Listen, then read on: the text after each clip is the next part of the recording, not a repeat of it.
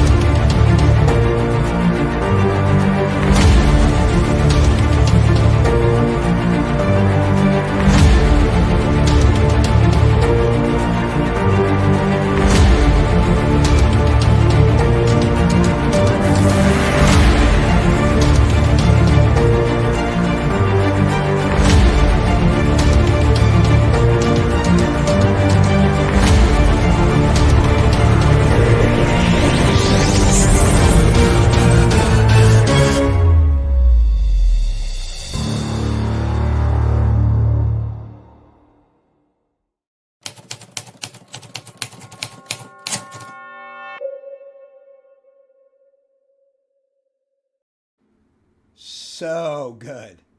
So good. I get so pumped watching that. When it goes at the end, the bum, bum, bum, bum, bum, bum. I feel like we need Mel Gibson saying, "Give me back my son!" Like, from Ransom. You don't remember that? Yeah, no, I remember Ransom. It was a hell of a movie. Mel Gibson, a bit of a questionable figure nowadays. I'll say that. So you might not want to be associated with him. Yeah, I'm not passing judgment on anybody until I meet them personally. I know, there's stuff that's going all over the place, but dog, we are this UFO community. We're into branding. We understand, not everything people say is true. People are just,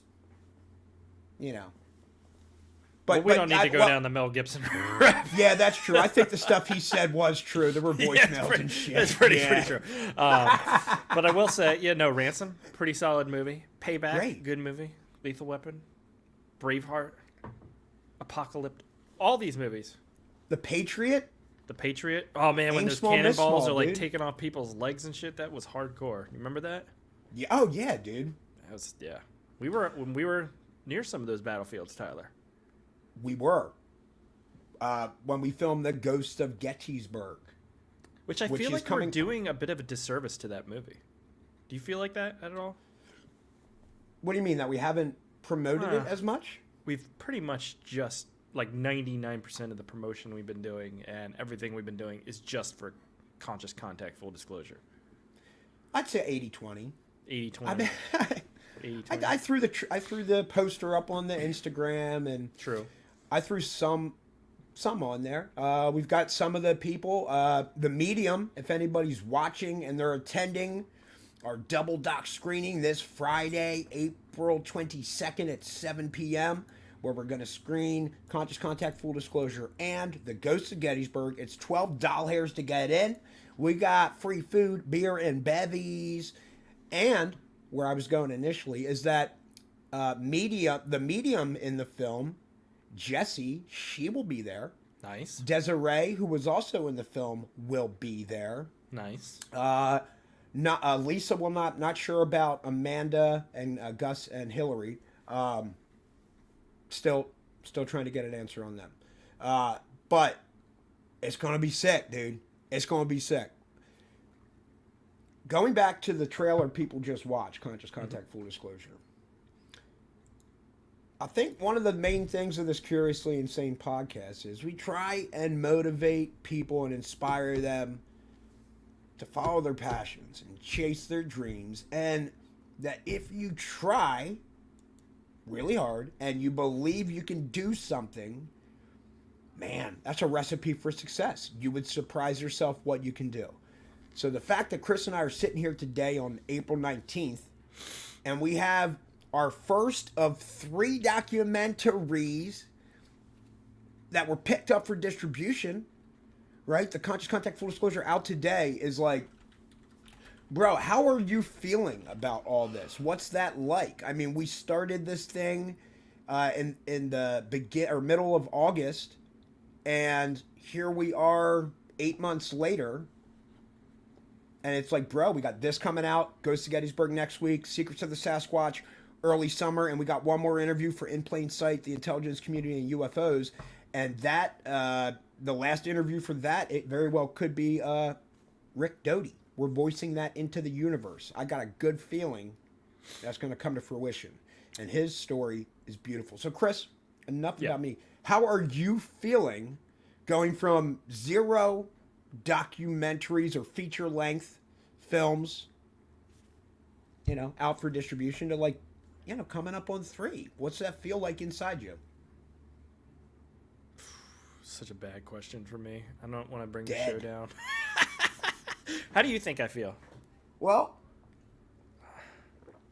Chris, I wanted you to talk a little bit. I'll talk. But here's what's good, because even if your heart doesn't want to beat through your chest, like you are just like, how the hell is this even possible, bro? This is insane. This is literally a dream come true for 2 guys like us who have taught ourselves to become filmmakers over the past 5 or 6 years. So I think the power of something like this and you sharing that, you know what? I still kind of feel the same inside. Is it wild? Yeah, but man, the way my brain and body operates, I don't know. It just doesn't get highly excitable. So I think you sharing that can help other people be comfortable. Like, it's cool. I like creating stuff. It's all right that I don't want to poop my pants like Tyler does. Yeah, like everybody's different. So your experience is perfect for you. Yeah, no, it's fun. It's cool. It's cool we did it. I'm happy you are very excited. I don't get that excited about things. I think because, I don't know, mental health issues and all that stuff aside, it's like, the way my mind works is like, I just find the bad stuff in good things. So I'm a very cynical person. So I'm not like super excited that when movies are out, I'm like, well, are they going to be watched? I guess is what my thought is right now. Are people going to engage? And that can't be answered at this moment. And so because of that, I'm like, I got really nothing to be excited about at this particular moment. Does that make sense to you? Oh, it does, dude. I know you don't like when I throw the negative energy into the world. Yeah, no, I mean, but that's just me, dude. So I like that you share that stuff because, you know, there's other filmmakers who are doing this and honing their craft, and they're same deal. Maybe stricken with worry of like, oh, dude, is anybody even going to watch this? Is anybody even going to like this? And I'm on the other end of the spectrum, just like, bro, we've had enough people watch this. We've had people that run UFO podcasts and shows and paranormal shows watch this. Mm-hmm. And these people are telling us, yo, this is awesome. This is better than the other alien and UFO documentaries that are coming out.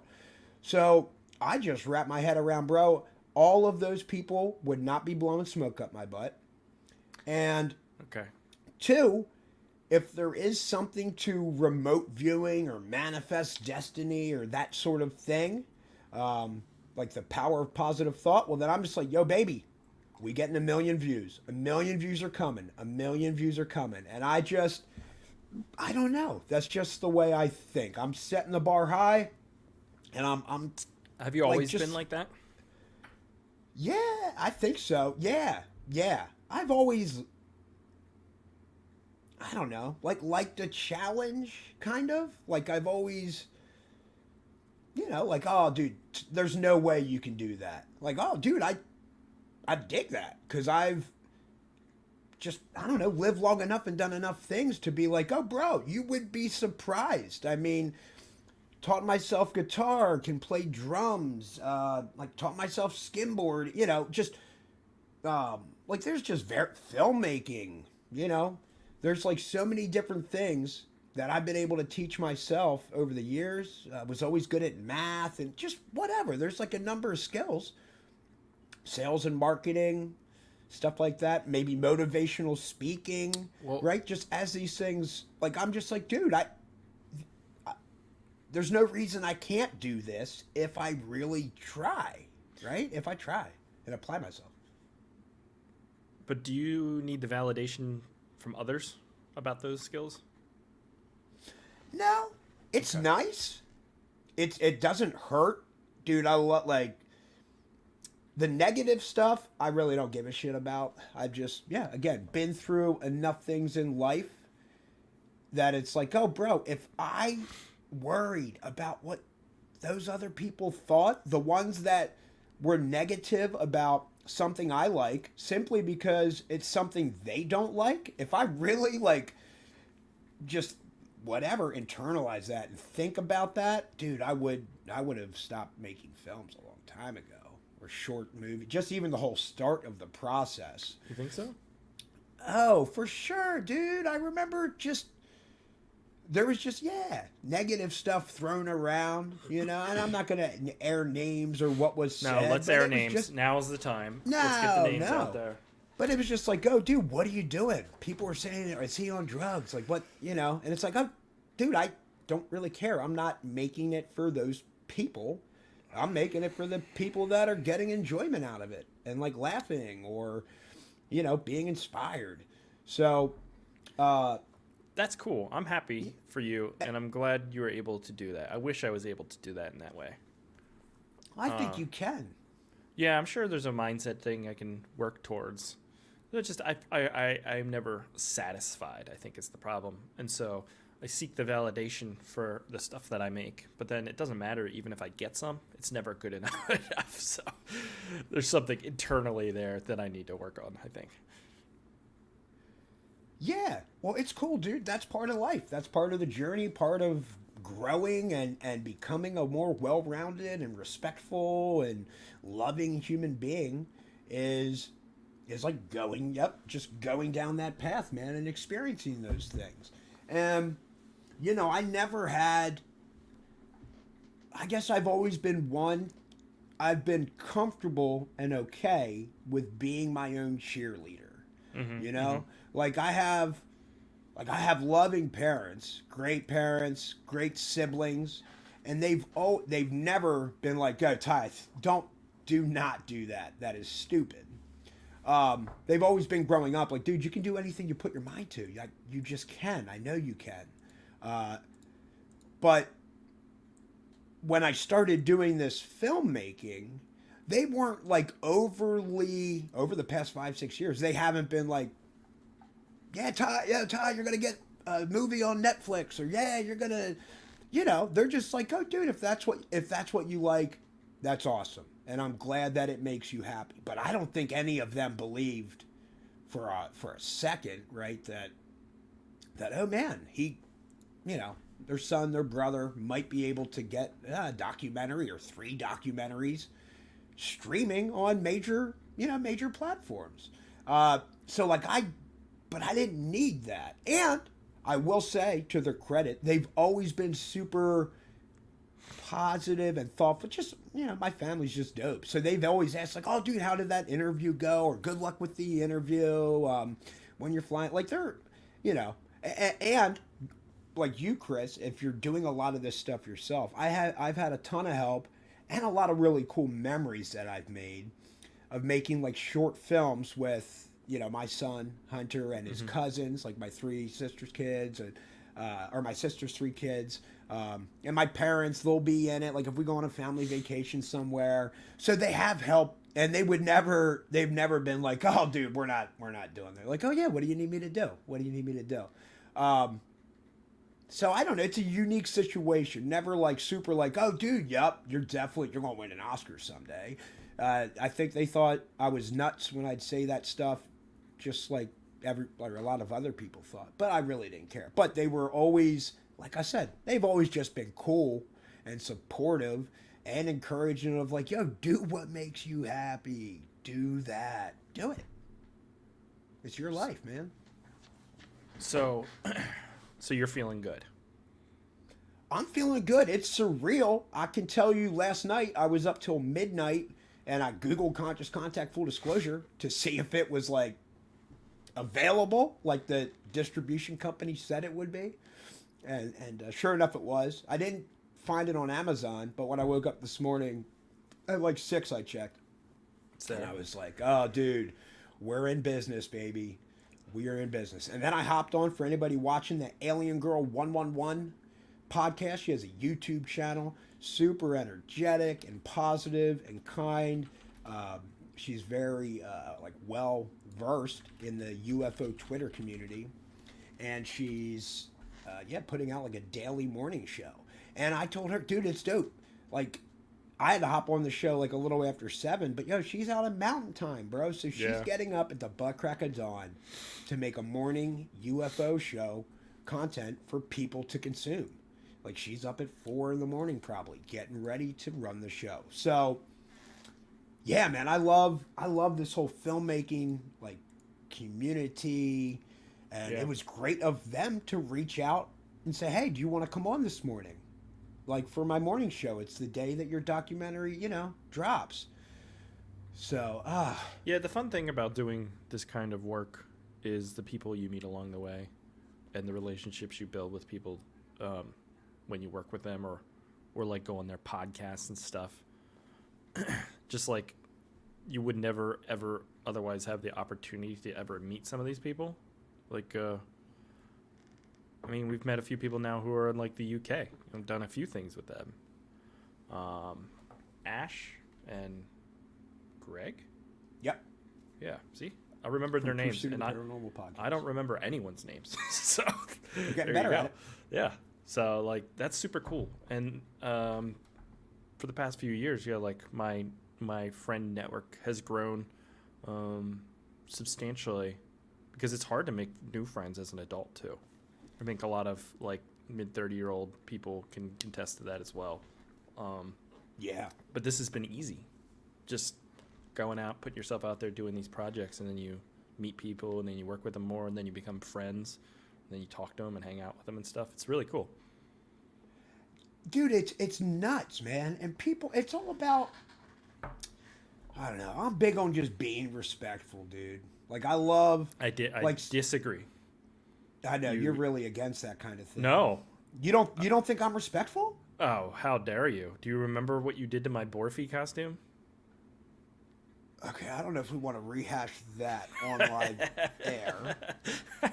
I made up for it. You did make up for it. I'll grant you that, yes. But yeah, we'll see. Here's what's good. I'm fallible. I'm human. Oh, I of mess course. up, Yep. and I apologize for it, and That's I true. do my That best is to make true. it right. That's true. And so I will give you all that. I will grant you all that, yes. I do try my best, and pride's a son of a. It's just tough. Pride, it's hard at times to just admit, like, oh, dude, I was wrong. My bad. I shouldn't have done that. You asked me not to, right?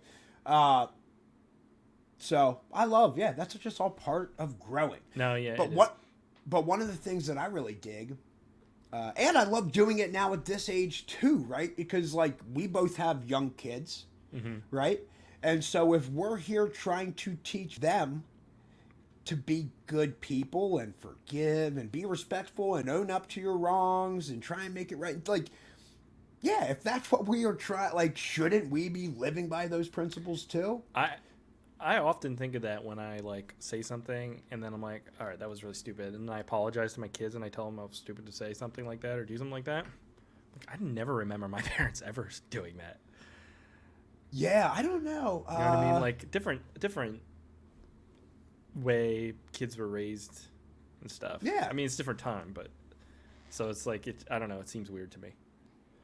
Yeah, no, that is a whole ball of wax in and of itself. I mean, if you have, either your parents or people out there with grandparents. I mean, I think between my grandparents and the mindsets of them and what they grew up through versus my 8-year-old son and his attitude and mindsets, and just like, and I don't know, it's just different thing. Like maybe being more accepting or something. Not that my grandparents aren't accepting of others, but bro, if you've been living a certain way for 80 years and you grew up in these times, it's like, dude, I can understand why people show love a certain way or show discipline a certain way or have a certain worldview that I don't agree with. But it's like, oh, dude, based on what you grew up through and the media culture and what was going on, like, dude, I get it, man. All that shit shaped me into who I am. So why wouldn't it shape you? But thankfully, man, I just come from a family that's just, all of them are, as far as I know, really respectful. It's like, oh, dude, even if you have a different opinion, I don't think you're a bad person. I'm not going to talk bad about you. It's like, oh, dude, I realize everybody's different, and that's cool.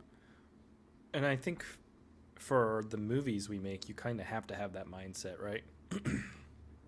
Because we're getting these people to tell their stories and not trying to manipulate the audience or their stories in a way that makes it into a framework that our personal opinions share, if that makes sense. It's trying to get their stories out in the most positive light. I agree. And that's a credit to you as the guy editing the feature-length doc, is to, kind of keep keep your personal biases or thoughts or skepticism out of it. And so that's one of the reasons I think you're a good, or why it's good that you are dead inside. It makes you a better editor for documentary. I mean, I'm not work. completely dead inside because for the one documentary, you made me add in a section back in. I was like, I don't like it because I don't buy it into it or whatever. And you're like, this isn't a movie for you. This isn't a movie for stuff that you believe in. This is part of their story, and the people who watch this stuff, this is interesting to them. And so I had to reframe that because it's oftentimes hard when you're like making something, you're kind of crafting it around your sensibilities sometimes. Like, I like this. This is what I like. But then you're like, well, this isn't necessarily just for me. It's hard though, especially. I think it's more. It makes more sense in a documentary to think more about the audience's approach to this thing. Like, if they're coming for a Bigfoot thing, they want to hear these Bigfoot things that maybe you haven't heard before. But if I'm making a narrative movie, I feel like I don't need to worry as much about the audience point of view, because, I mean, I guess it depends on what you're making. Like, if you're making like a Marvel movie or something where it's so much money, they're movies by committee, they're always thinking about the audience. But if it's a very niche personal story in some ways, like, I don't know, I don't think you would be able to satisfy everyone, so don't try. Yeah, it's a good point. I mean, I think especially with the narrative work, like your movie Transient, right, that you're finishing up, getting funding for, and you're going to go into production. When's production start, ideally? September. Okay, so if you're listening far in the future, we're talking September 2022 is when this is going to be filmed. But like for something like that, like you have a vision in your head, you did storyboarding, like you would like it to be digested in a certain way based on the framework and the way that you present it. But I forget who that quote is. I think that's a famous one, but something about like, you know,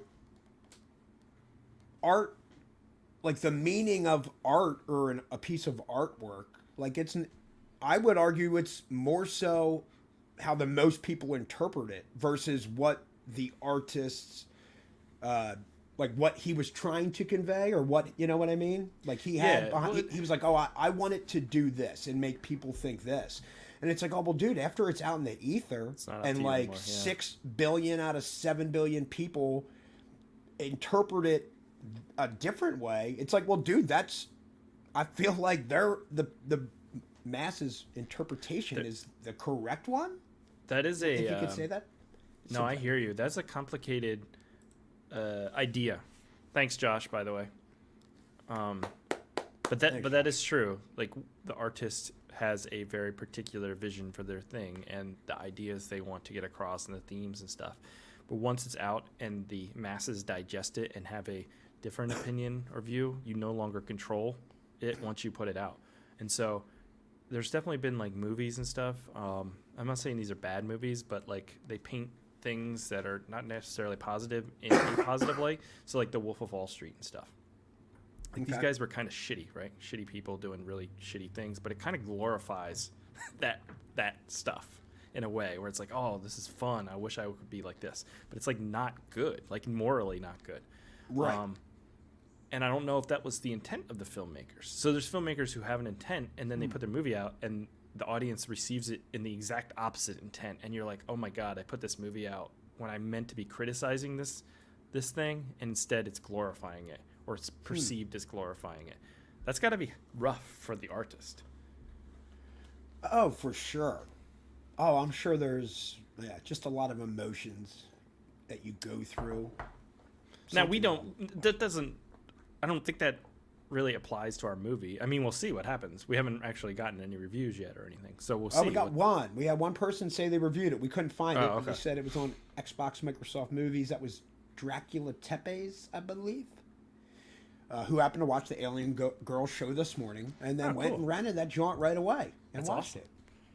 Yeah, and then left a review. They might be delayed. Yeah, I don't know how the review process works. Sometimes it takes a little while for them to show and stuff.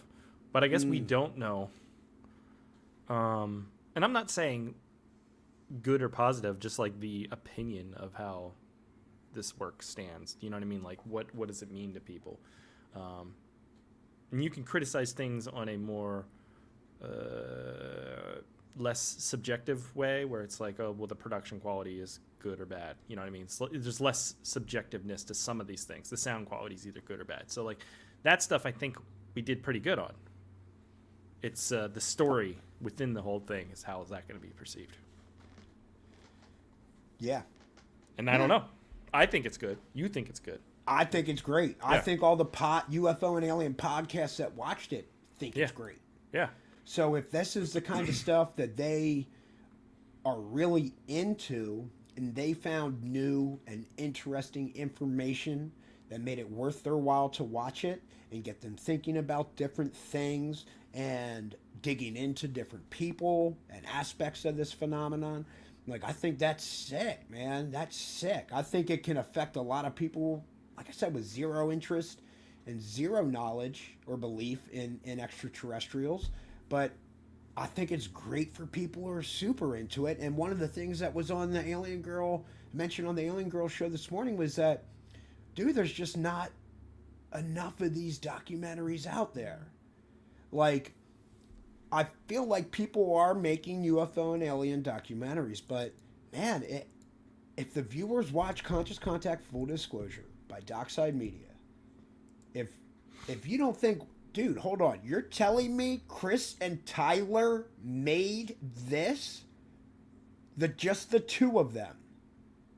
You probably won't believe it. You would think it's a large studio that invested a good amount of money because it looks that stinking sharp. Like, it's just, man, it's a great documentary, great storytelling, great audio. And so I'm like, oh, dude, the other documentaries that are being put out, a lot are like heavy on stock B-roll or news articles and like maybe narration, right? And not as many interviews or current interviews. And so I love what we crafted and put together, and what you edited together, dude. It's a great well, film, I think what's a lot of it might come down to is we're not big documentary watchers, so the influence there isn't to be like the mold that has already existed. You know what I mean? Like, when I make my short films and my movies and stuff, like, I have a long list of movies that I love and have been influenced by and all these things. And so my immediate thought on something is like, oh, we should do this. And it's influenced because of probably some movie that I love or something that I've seen before. These documentaries, like I said, we don't really watch documentaries. So this mold isn't a template that's existed. It's just whatever we thought you should do when making something like this. I don't know if it breaks any of the rules of existing documentaries, if that even exists, but whatever. What comes out of it is a more, maybe, hopefully, unique product, right? Because it's just, I don't know. It's not influenced by other documentaries of its type. I agree. Yeah, there's nothing cookie cutter about it. Man, dude, I've said it before, but I'm open to, like, bro, maybe the Ponte had some influence on the making of this, because it was a really fun and unique journey to go log all these interviews, and then for you to piece them all together, and the people, we met along the way. Like, yeah, if we would have sat down and said, oh, dude, let's make a documentary. Like, we didn't even have a name, Conscious Contact Full Disclosure, when we started this. We just went and logged the Anjali public press conference down in D.C. And so, man, I hope others can learn, like, oh, dude, you can create something, like, not on the fly, but, like, as you, like, just as you move forward, you can keep creating and building it out. We didn't have, any type of beat sheet or, like, plot list that we wanted to follow. We don't have that for anything. None of these, all three documentaries, they all got picked up. I mean, Ghosts of Gettysburg, we're like, well, we'll interview Don Allison at this hotel because it'll look cool. And then there we kind of ran into Gus and Hillary, and we're like, oh, get your guys' stories. And they became so pivotal to the movie as well. And then we did have like a seance thing we were wanting to do, but we didn't know what the grounds looked like. We had no idea what this place was. We're just like, let's just do this. We'll show up and we'll see what happens. And it all kind of culminated into a bunch of interesting things. So I think you just got to go into these things with an open mind, because there's a lot of interesting things out there. It's just being ready to capture them. Now, what I will say, though, about, because we're 3 documentaries deep, and they are different. You know, Ghosts of Gettysburg, the format feels a lot different than Conscious Contact, because we do a bunch of, I don't know what you want to call it, like adventuring, what's the term, like verite or something, documentary style, where you're like capturing real life things. Okay. So there's a bit of that in there, you know what I'm talking about? Mm-hmm. It's not just like interviews. And same thing with the Secrets of Sasquatch. But I guess my point is, I'd like to keep making them fresh. I don't want to get trapped into a template, because that is how you can ruin creativity a lot of times. And maybe not, but it depends. But my point is, I want to maintain the interest in editing these things, because that'll show in its edit. The passion, the fun, the excitement comes through in those things. And when you're doing something by the numbers that you feel nothing for, that also shows through. And so we have to keep them unique and interesting to us. And so that's something, you know, we're actively going to be talking about going forward and stuff. Just how do we keep these things fresh? And, you know, I do think there has been a bunch of minor improvements and changes from each documentary into the next one. We learned something. We're like, let's do that differently.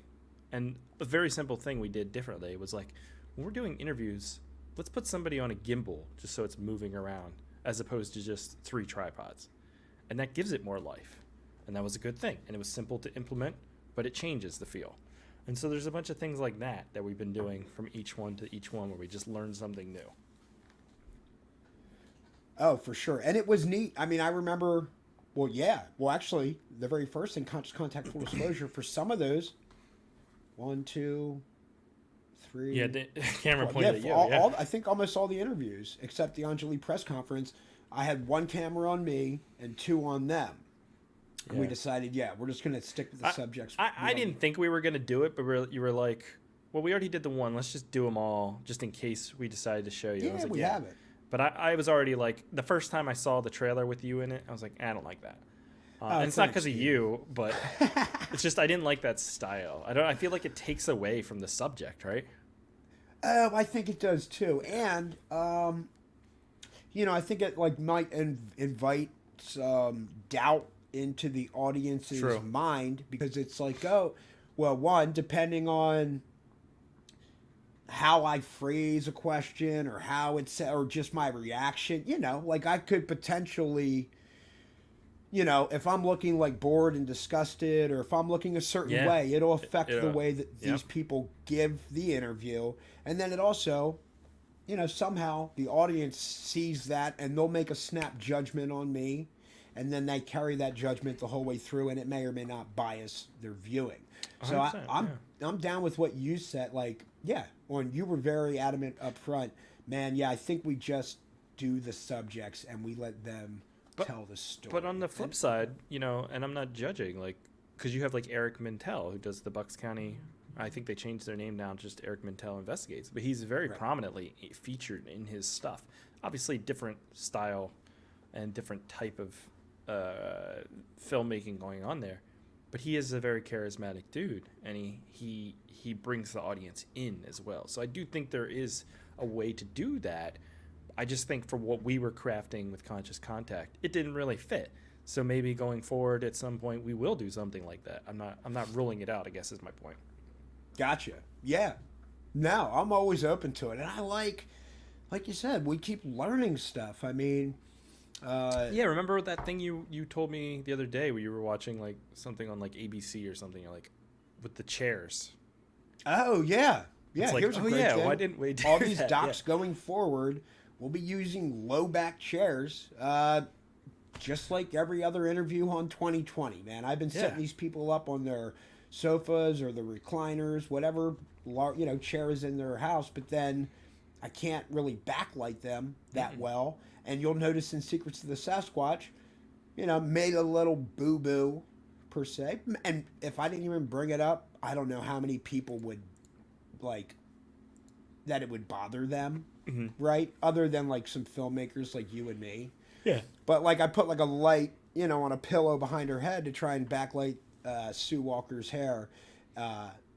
And yeah, it's just for me watching the cut now. I'm like, God, dude, what was I thinking? But guess what? Now I won't do that anymore, and now we'll be using low back chairs. So it's like we don't let that stuff get us down. We just keep thinking, cool, man. We will make that correction on the next one and get better. And I think the moving gimbal shots look good that we've been adding now. That's a good adds production value. Looks sharp. I don't think if you're not a creative, like there's a lot of people who criticize movies and stuff and things and be like, well, why did they do this? Like, I don't think a lot of people understand how many moving parts are involved, one, in film, especially narrative filmmaking. But like when you are so close to something or working on something or in the moment, it's very easy to not pick up on some things. I remember in my short film Meridian, I'm pretty happy with how that movie came out, but when I was editing it, doing Foley sound work, I have this like leaf crunching sound, and I can't watch the film now because that bothers me. It just isn't right. It's not good. But at the time, it was okay when I was editing it. It's that like take that time away from it, you get a different perspective, and that's what critics and stuff, they have this like unconnected perspective, which can be helpful, but also it's like the harshest critic is usually myself in these things. And it's like, yeah, I know the leaf crunching sound is bad. You don't need to keep pointing it out, but they're pointing it out for other people. But you know what I'm saying? Like, it's so easy to miss things like that and to not see problems. And that is how you learn most of the time. So I wouldn't stress too much about it. We already made Secrets of Sasquatch. It's getting out there. I think it's great. There's a light behind Sue's head. We'll get over it. It might be annoying every time you watch it, but 90% of the audience isn't even going to notice probably. Yeah, no, exactly. And I'm kind of of the mindset of like, oh, dude, like it upset me watching it. But now I'm just like, oh, dude, I don't have time to commit my resources to that. It's like, bro, I'm trying to get these next 3 docs made, right? So I can't even worry about that. I'm already on to getting this last in plain sight interview and starting to log interviews for like a Ghosts in the Graveyard documentary, and I think we're gonna do one on like some sort of reincarnation and past life regression, maybe called In a Past Life. So see, now that one I could see, depending on how it plays out, possibly you and I being in it. If you do find somebody who is able to take us through the process of past life regression, I would like to see that, like you go through it and I go through it and see what we learn and they say. Dude, I would maybe be down with that. Yeah, anybody watching this live or on the replay, comment below. Let us know for Dockside Media Reincarnation documentary about past life regression, which is like a hypnosis, right, Chris? Mm-hmm. That you kind of go through with, I guess. I'm not exactly sure what the process is, but I mean, it sounds like a hypnotic kind of thing, but. Yeah, technique, and then the subject is able to like recall details, I believe, from their past life, if they've had a past life. And I know, just some of the people I've been directed to like reach out to an interview and whatnot. I mean, they're at University of Virginia. Yeah, they have credentials and stuff. Credentials, scientific studies, and then that person's like, I believe they've written a book. I can't remember the name off the top of my head, but you know, it's like, dude, they went and investigated these people's past life regressions, and they found the stuff they were talking about, like from that time period in that area that only that person would have known, right? Did you ever see the movie Altered States? I think I might have It's seen an the trailer. 80s movie about a guy who does psychedelics and uses what's those tanks where you go and float tanks or whatever? Oh, sensory deprivation. Sensory deprivation. But and there's like obviously pseudoscience involved, but it's, you know, it's like we pass down these, you know, genetic code as we evolve and stuff. And so there's still a part of us that existed millions of years ago or whatever. And you're connecting back to those, tapping into that subset of DNA or whatever. I don't know exactly what it is, but like there's something to that, right? Because we're all made of, what is it, star stuff. You know, we've the things that make up this universe have always been there, and so it's interesting. Like there's some sort of connections there. Dude, I'm open to it. I would like to do like a sensory deprivation Me tank too. at some point. I mean, Sounds just terrifying, but yeah, I'd do it. yeah, but I mean, to just think about that, dog, in the pitch black, you're weightless. You're on like a Epsom salt bath or whatever. So like, but it's like adjusted to like the precise amount where like you're just buoyant. You know what I mean? It's Yeah, not like so you're floating weight. Yeah, Like, no, it's you're, like, oh you no, feel dude, nothing, you like weightless. you're weightless. Yeah. And so I just think in my head, like, oh, dog, that, you know, that's, if you close your eye, it's completely dark. Like, it's just your mind, bro. That's the only thing there. Just your mind. And that's creating your reality around you. Whew. I think it'd be dope. I'd be interested in doing that, and then also talking to people who are in a coma for a different lengths of time and see if there's any similarities to that feeling. Maybe it's different. I don't have no idea, but I'm just saying, like, you know what I mean? You're either way, you're kind of trapped with just your mind. I don't know how active your mind is when you're in a coma, but I feel like I've heard things where it's like, you know, very active. Yeah, I don't know. I remember hearing people saying, "Oh, like they've heard voice, you know, been in the Yeah. they could hear voices or feel their toe being squeezed or something like that," but you know, not being able to respond. Right? You're just like, yeah, whatever. In this this coma. This is I feel like we're gonna have to do something with comas. You keep bringing it up. I think it's interesting. Yeah. It is. It's such a I mean, weird, like... the- dog. Here's what's up. Oh, go, you finish your thought. I was gonna say, like, the human experience is so bizarre. Where like, you just turn your body off for like 8 hours at night, and you're like, my body just is dead right now, and my mind is it's shooting these things and pictures in my head while my body is out. And then sometimes people will get an injury where their body doesn't work, but their mind's still going for some amount of time, and then you die. Your body dies. But your mind, I don't know. It's just like there's so many weird things when you think about the human existence. Oh, dude, yeah. No, it's a trip, man. And we are just scratching the surface. We don't, you know, we know very little about consciousness. And, you know, the whole thing about the coma brings me to, you know, I've been interested, but like, yeah, I'm familiar with like MK Ultra, you know, the mind control, CIA mind control operation or whatever back in like the 60s, 70s, right? 60s and 70s, yeah. 70s, and it's like, dude, they would put these people in one of the things was they put them in like a barbiturate induced coma or something. So they would like a self-induced coma through like drugs, right? They keep them in this coma. They throw headphones on and do psychic driving, I think is what it was called.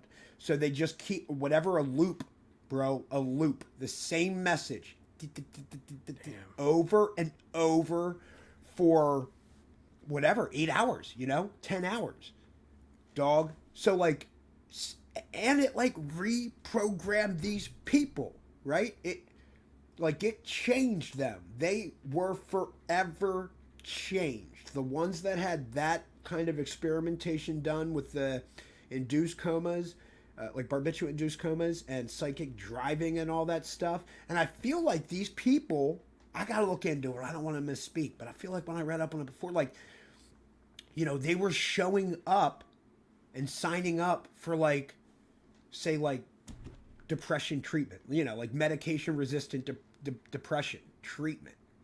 You know, it was like an experimental treatment. And some had traumatic, maybe stuff happened to them before. I don't know. I need to look into it more. But it's insane.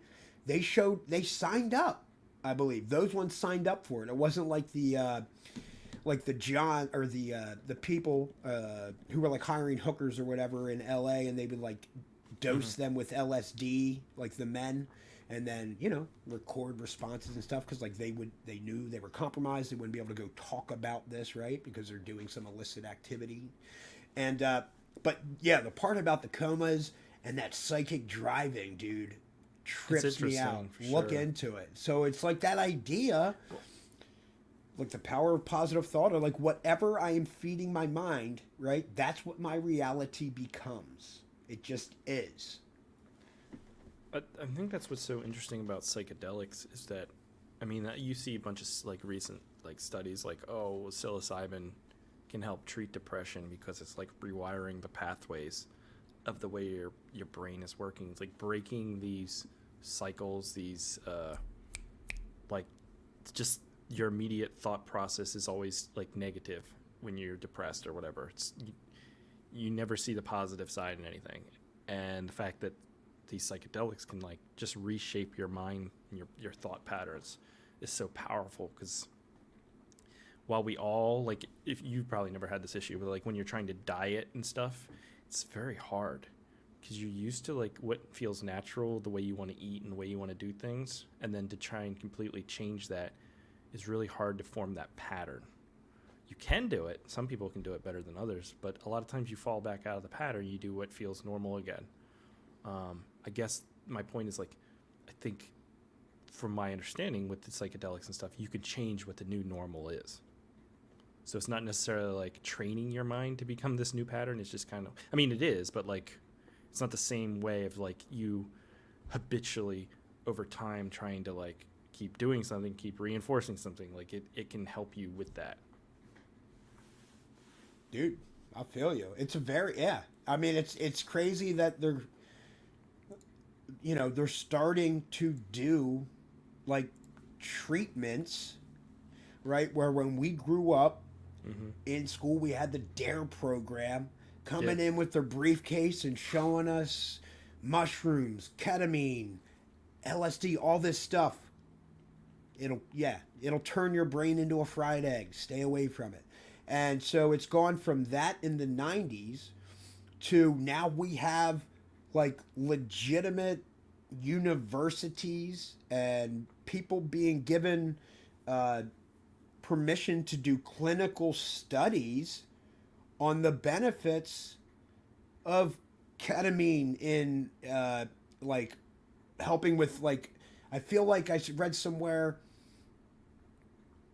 like it might have been like people with like a suicidal ideation or whatever, right?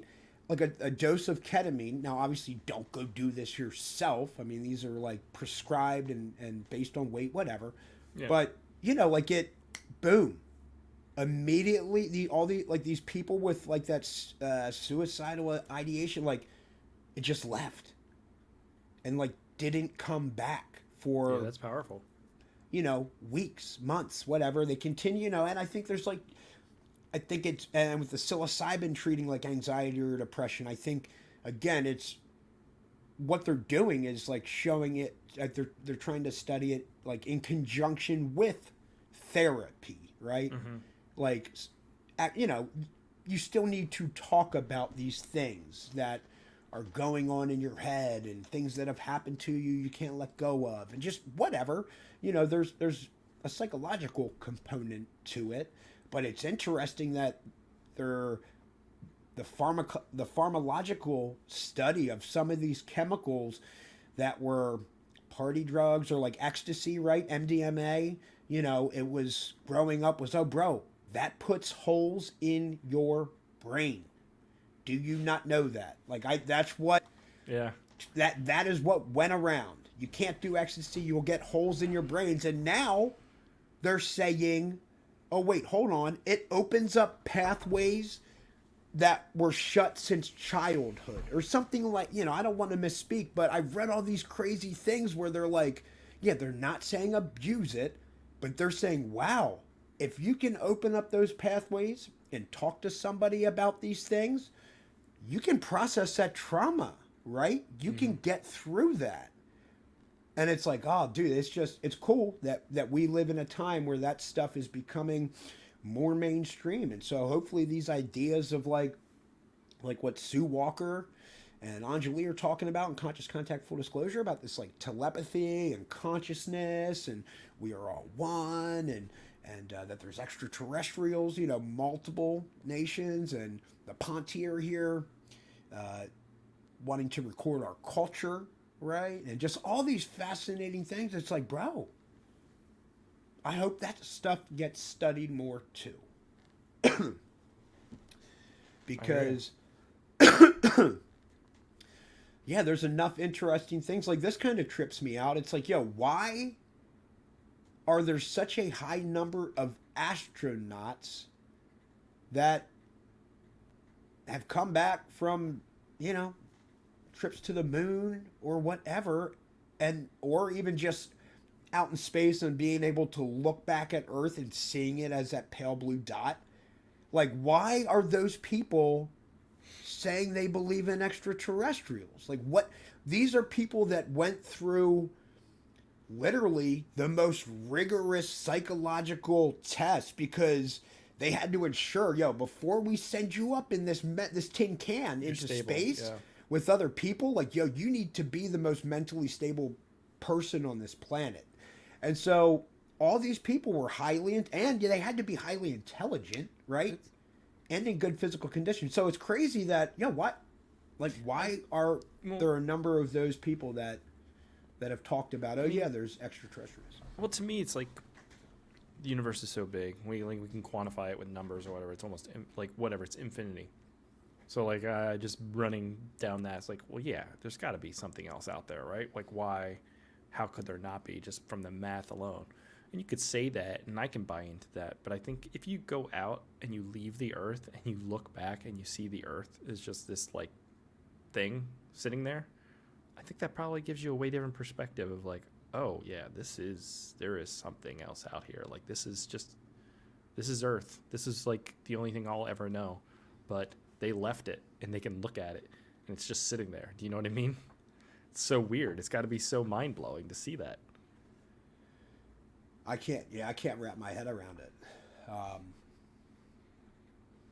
Which just ties in with just how crazy the mind is, because this, what is it about trauma that affects people? And so I'll for example, you and I have played a number of video games, shooter video games, some of them gory, right?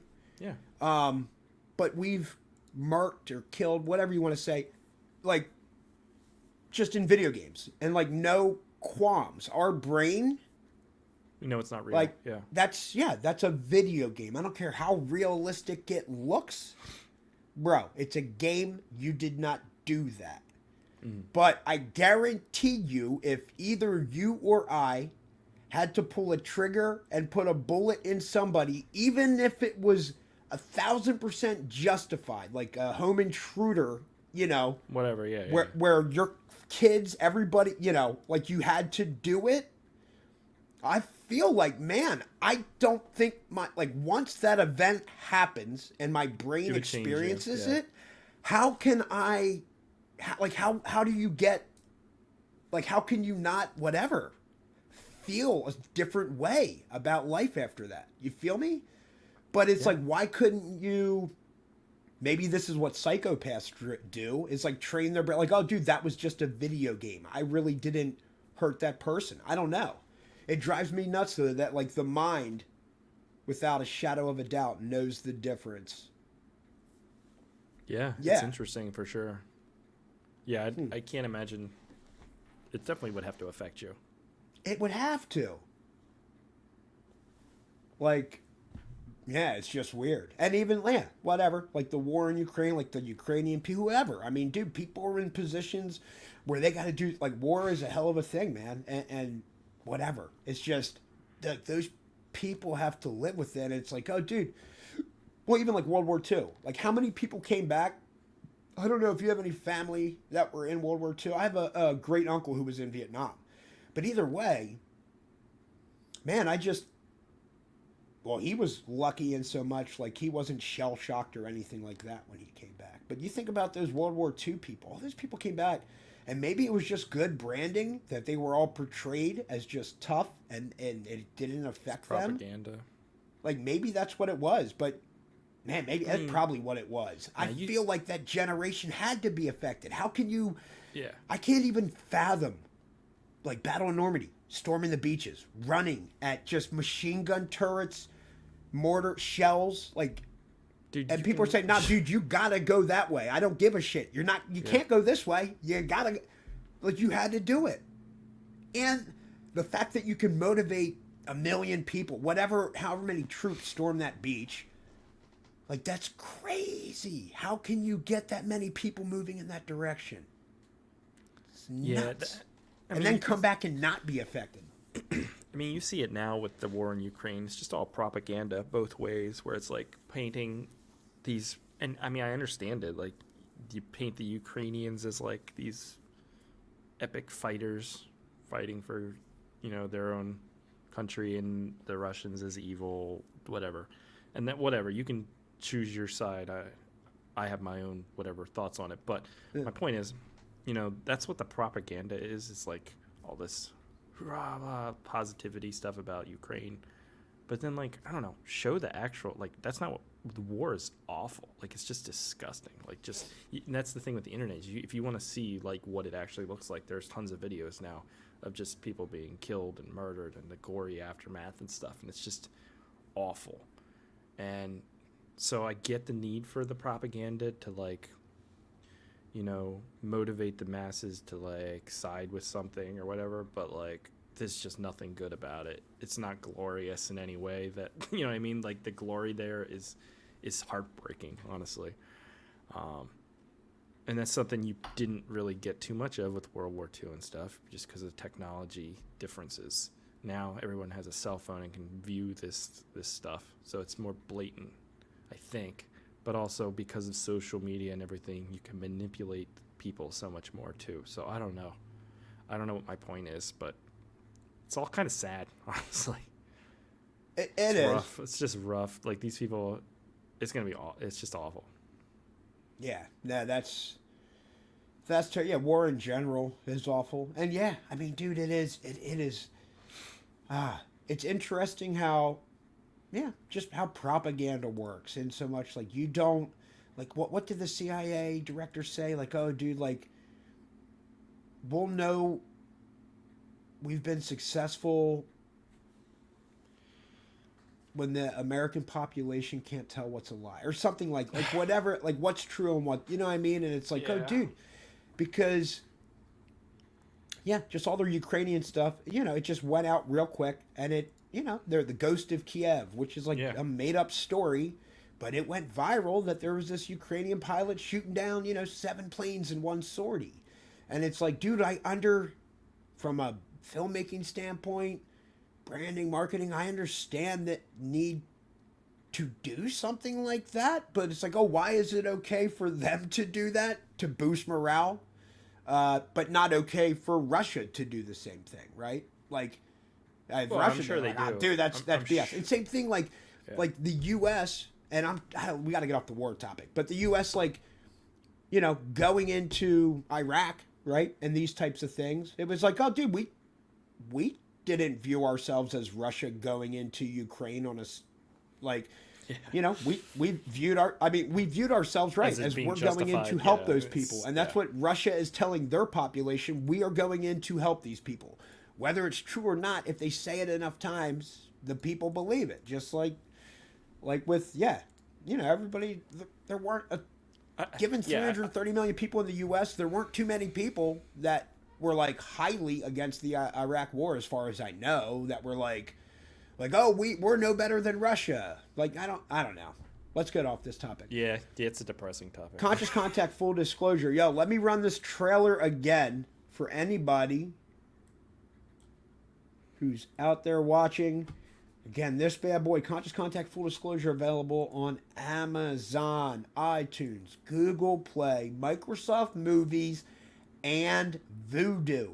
And if you rent or buy it on any one of those platforms and you really feel moved, like it really touches you and you like it a lot, please take that minute and write a review. We will scour the internets to find them and read them, because we really appreciate just people taking the time to tell us all the awesome things that they thought of our sick documentary, Conscious Contact 4.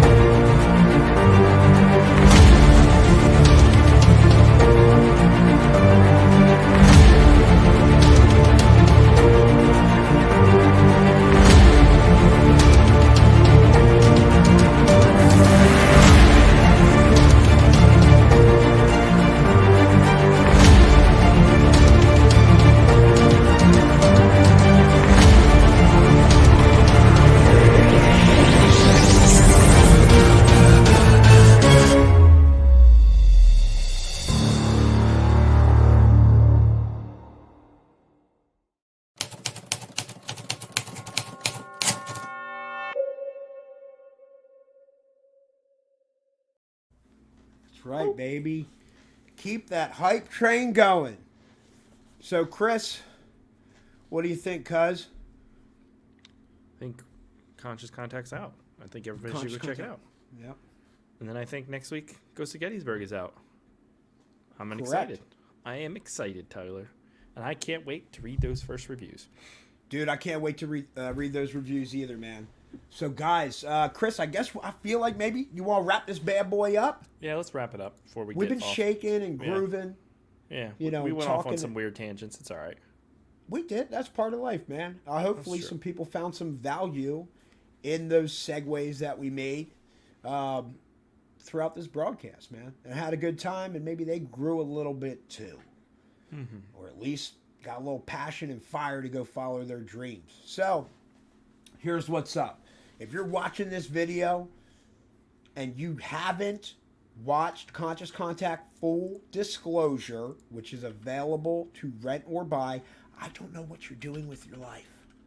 You need to go watch it right now. And it's not just us saying it. It's all these sick podcasts we have been on and are going on over the next couple of weeks to talk about this really, really awesome documentary that, dude, we're super proud of, man. We put a lot of time, effort, heart, money into this, and it's so awesome to see it like pay off and be available for you guys all to stream and let us know what you think of it, man. And we think we're going to make a big splash in the UFO community, and there's just more stuff coming out on the daily in that UFO world. So I'm thinking this is a good time for it to release, for sure.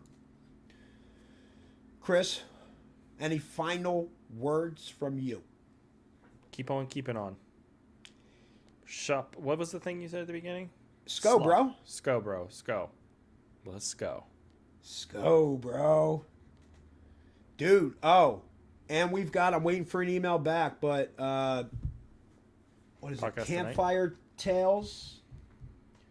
Or wait, Campfire... Is that live Let me tonight? see. Campfire Tales of the Strange and Unsettling. We've got that at 10 p.m. tonight. Jesus, it's so late. Oh, no. We got to do what we got to do, baby. Is that live? Do you know if that's live? I'm not sure if that one's live. Okay. So we got a bunch of podcasts that we're going to be on coming up here soon.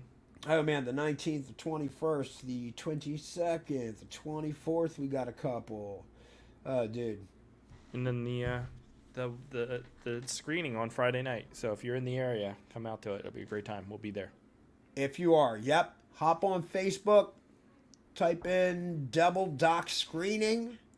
You can get on either Tyler Transu or Christopher Rupert's personal Facebook pages. We got it posted up in there. But we got that Facebook event Friday, April 22nd, 7 p.m. And you can watch both of our new documentaries, Conscious Contact, Full Disclosure, which is available today, April 19th, and The Ghost of Gettysburg. You get to watch that bad boy a couple days early because that doesn't come out until April 26th, which is next Tuesday. But Chris, dude, thank you so much for coming on. Thanks for having me. And bro, thank you so much for all the work you do for Dockside Media. Dog, it doesn't happen without the both of us, man. The feature length edit, nasty. The posters you're putting together, nasty. Secrets of the Sasquatch poster in nasty. Dude, it is nasty. In the Pennsylvania Bigfoot Research Group, I believe it is. Dog, it's got like 52 likes, maybe. You know why? Because it's nasty. Because it's nasty. You're exactly right, bro. And that's what you bring to the table is nothing but nastiness. So let's get some nasty comments for our nasty doc, Conscious Contact, Full Disclosure. Yo, everybody, it's been real. Until next time, Chris, get ready to hit your camera. Keep on keeping on. Oh, God. Oh.